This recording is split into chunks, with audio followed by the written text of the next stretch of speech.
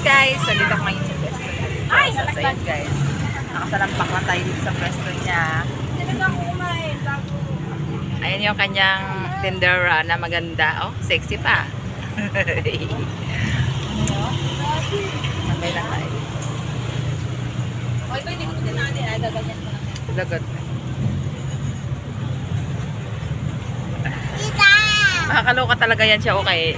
Pagka hindi mo alam, binibidyohan ka na, nakamukha ka. Ang dami niyang paninda dito guys, mga pakwan. Napakita ko sa inyo. Yan nga guys, ito na yung kanyang pakwan. Pakwan kayo guys, pakwan. Ayan. Pakwan.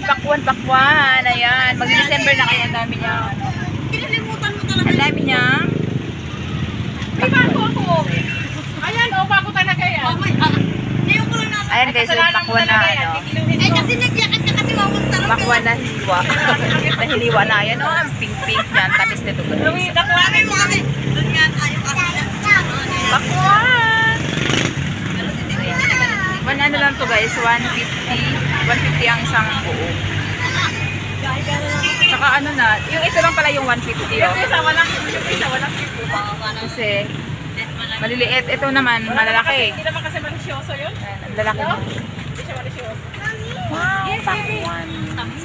Tapos na rin. Ang dami sa pakwan dito. So yan pa nga.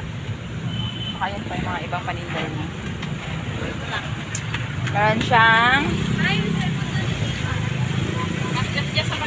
Meron siyang ano,